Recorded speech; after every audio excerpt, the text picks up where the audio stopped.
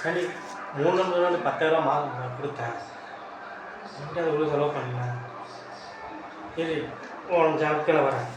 அரிசி 1800 வாங்கிக்கிறோம். மளிகை ஜாமான் 2000 பால் காசு 400 கேபிளுக்கு 300 ஃபோன் ரீசார்ஜுக்கு 350 ஃபோன் ரீசார்ஜுக்கு 350 அப்புறம் கரண்ட் பில்லு 300 சந்தை செலவு 1200 கறி செலவு 1500 பெட்ரோலுக்கு 1500 மீதி 9500 இந்த மாதம் செலவு. உடனே 10,000 கொடுத்தேன். மீதி 500 இருக்கும். 20,000 சம்பளம் எனக்கு. உடனே 10,000 கொடுத்தேன். உனக்கு மீதி 10,000 நான் பேங்கில் போட்டு வச்சுக்கிறேன். நீ ஒரு 10,000 15,000 சம்பாதிக்கிறேன்.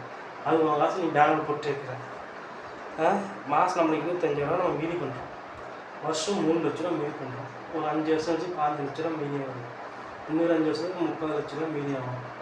ஒரு 20 வருஷம் நம்ம வருஷமாக 60-20 லட்ச ரூபா சேர்த்து வச்சுட்டோம்னா ஜாலியாக ஒரு 50 வயசு 60 வயசுக்கு மேலே நம்ம ரிட்டையர்மெண்ட் மாரி உட்காந்து வர வட்டி பணம் வச்சு ஒரு 30,000 வட்டி 4,000 வட்டி வந்துன்னா நம்ம 2 பேருக்கு போதும். இருக்கிறத வச்சு ஜாலியாக எங்கிட்டு போகலாம். அப்படி தான் சிக்கனமாக நம்ம செலவு பண்ணிட்டு போகணும். இப்படி தாராளமாக செலவு பண்ணால் என்னடி அர்த்தம்? உனக்கு அப்படியே இதுலேயும் மாதம் மிச்சம் பண்ணி உனக்கு 5 வருஷம் ஒரு 5 பவுன் வச்சு எடுத்துக்கிடுவோம். ஒரு 2 பவுன் 3 பவுன் வச்சு எடுத்துக்கிடுவேன். அதில் ஒரு 10 வருஷத்துக்கு ஒரு 5-10 பவுன் சேர்த்து வச்சுக்க. இதுக்கு தான் என்னென்ன பண்ணணுமா சொல்லு.